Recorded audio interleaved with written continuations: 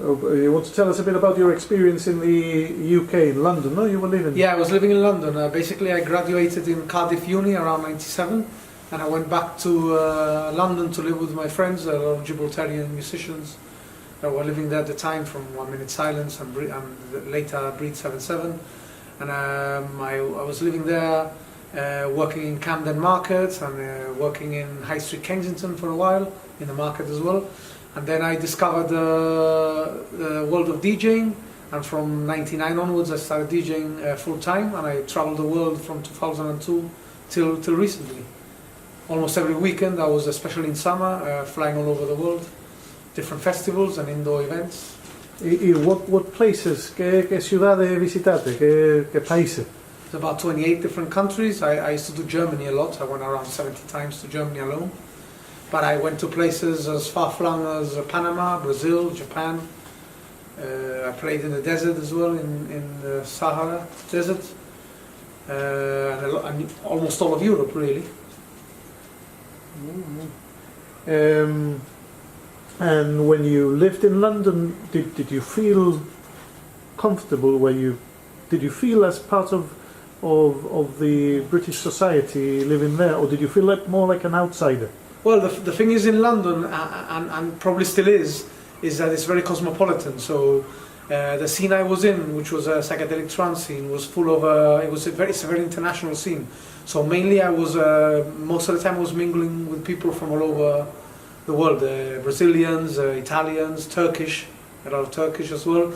And so we were always hanging around together, and English, of course. And being in London, really, sometimes you feel that you're not really in England. Sure. Although I did travel a lot to Manchester, Ipswich. And did you notice any differences from going to London to places like in the north, like of course. Northeast? Yeah, a lot. Yeah. What were those differences? Could you? Well, I mean, basically just the people you were mingling with. When I played in maybe Leeds or Sheffield, which I really enjoyed playing in Sheffield a lot. The crew over there were really cool. There were people from Yorkshire, and most of the crowd was English. Mm. So obviously you notice the difference from the party or the event or just socializing with the people was different. They were both brilliant, really. Right. Okay, and going back to maybe when you were traveling, and you were doing obviously a lot of traveling, most of your work was probably abroad, no? You had lots of gigs, especially in summer, gigs abroad. Yep. And did you revisit those places? Yes. I mean, there were places like, for example, Panama I only ever played once. Brazil I went a few times, and Japan as well a few times, but somewhere like Germany or France, Germany I did 70 or 80 visits there. And the language, for example, when you went to Panama, obviously you're a bilingual person. Yeah. Did you feel very comfortable in places like Panama, or maybe South Africa, if you visited other... I went to South Africa as well, yeah. Well, the thing is with, again, in this psychedelic trance scene, the crowd is a very traveling sort of based crowd, so they almost everywhere they knew English. Some places in East Germany, when I used to play, maybe I'd hang around in the hotel lobby and the staff there wouldn't know English, because it's in East Germany, especially the older people haven't still grasped the English thing, and Turkey definitely.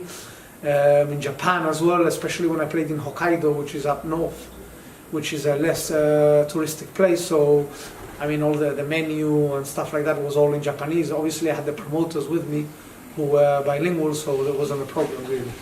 So you were well looked after in most places. Yeah, huh? yeah. So would you consider yourself a modern day traveler, a universal immigrant who goes to places and comes out, but then revisits those places? How did you feel when you revisited some of the places you went to? Oh, I mean, actually, I noticed a lot in Germany because I went so many times there. I noticed the globalization coming in, which is like, for example, landing in Hamburg in 2002 and knowing which cafeteria I'd go to before the promoter would pick me up, and then seeing maybe 3 years down the line that our cafeteria was a Starbucks or a Nero, which was pretty disappointing in a way, because it lost its identity, really. I saw a lot of that happening. And maybe being in the hotel and going down into the town centre, like say in Cologne or something, and noticing that the shops I used to see maybe 4 or 5 years ago are now H&M, or there was a Costa Coffee to sit in, or So gentrification of yeah, I mean some that places. for me was a bit of a disappointment seeing that happen, but that's globalization for you, really. So when you came back to Gibraltar, obviously to visit your family, your friends, Yeah. and all that, did you notice the same things were happening here? Slower, Slower. yeah, but it's been happening and it's still happening, yeah. Right, right. And Only did you- recently they've opened a Costa, haven't they? Well, I mean, on a Costa, I was, See, Costa. it was a Costa Costa, yeah? maybe 4 years old or something. And did you feel comfortable coming back? I mean, you were exposed to so many different cultures, you know, people from many different backgrounds, probably in the artistic world you are moving in, people who are very open-minded. Did you feel the claustrophobia when you came back to Gibraltar? Not really, because one, I consider myself a chameleon. I can hang around with alternative, artistic, sort of well-traveled people here in Gib. I have a lot of friends. This interview here is in the tattoo studio. Keith is a prime example of that. Yeah. But I can also hang around with my lad-type friends who like football and drinking in a normal, ordinary bar, and I can adapt to that. So basically, for me, that's never been a problem, really. So you could sort of identify yourself with the local culture in that aspect, that you could maybe come back and like you say, you know, everything was happening slow, but still you could adapt to it. Yes, yes. I could really hang out with in a bar or in a club which I wouldn't even touch in somewhere in London or something. I wouldn't even go into. But over here, that's the only thing there is, and I don't mind hanging there. It's brilliant to see people and catching up with people I haven't seen, who I appreciate and like hanging around with, and that's what happened every time I came over. So you felt at home, Yeah. right? Yeah. What about when you decided that, you know, you'd had enough of London, and what made you think, you know, I want to go back? ¿Qué pasó? Well, I was getting homesick in terms of the weather, the family. A lot of times in London during the week when I wasn't traveling, I was a bit isolated. I mean, to go and visit someone, it takes an hour, blah, blah, blah. But I was cool with it. I was fine with it. I still enjoyed it. But after I had a bit of a health issue, and after that, I had a heart attack, sort of, yeah. And after that, my mindset changed. And probably getting older as well, I'm 48 now.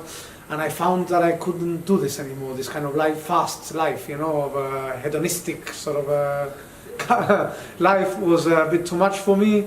And I couldn't see myself doing this kind of work, reaching 60 or 70, my parents getting older, the weather as well, this waiting around in airports, the electronic music I was playing, which is very limited. I could only... Imagine you have an alphabet from A to Z and I'm only allowed to use from A to B. I can't really experiment because otherwise I won't get work. It's a very cliquey sort of scene as well. And I was a bit tired of it. I've always been a guy who moves fast from one genre to another. And I actually stayed with this for 15 years because it was great fun. It had a lot of perks. And it was easy money. So I kept on doing it. But towards the end I wasn't feeling it really that much. So after this event, this trigger, you know, I had sort of, I didn't find it difficult to sort of throw it all away and come back to this. You know? And when you thought, well, you know, I'm going to go back home, maybe were you afraid of coming back here to start something which you didn't know exactly was going to be a new job or work, or were you quite glad to just start something new? No, I was quite glad, and really I didn't have any pressure on me, no family. So I went with the flow and things are working out fine. So basically I wasn't really stressed about thinking, oof, what's going to happen now, you know, sort of it's panning out the way I want it, you know, and nicely flowing into it. Doing a lot of living on the moment as well, and things are just falling into place. Right. And you've been here now for how many years? 2 years. 2 years you've been here. I remember less, a bit less, okay. Yeah. Because I remember when I was also like for 6 or 7 years away, I studied and I worked abroad, and I remember coming back and I felt like in some kind of limbo state. I did not belong much when I came back over here, Yeah. but I knew when I wanted to come back that I did not belong there as well. So I felt myself as in a state of, I don't know where I belong or who I am. I don't know if the same thing maybe happened to you at some point. Not really. I mean, there were times I thought maybe while being here, but since I'm not a person that really expects a lot, I've never had any pressure, so I felt quite at home from the word go, really. Right, right. And there were things in the system which take a while, and I'm quite patient about it, and they've been happening, you know. And the health system, the housing, all that, it's all falling into place. So, and your family, if you, how helpful has your family been in making your transition? 200%. I mean, could you have done it without the help of your parents coming back to Gibraltar, It for wouldn't have example? been as comfortable. Right. Yeah. Okay. Okay, thank you very much. It's been a pleasure.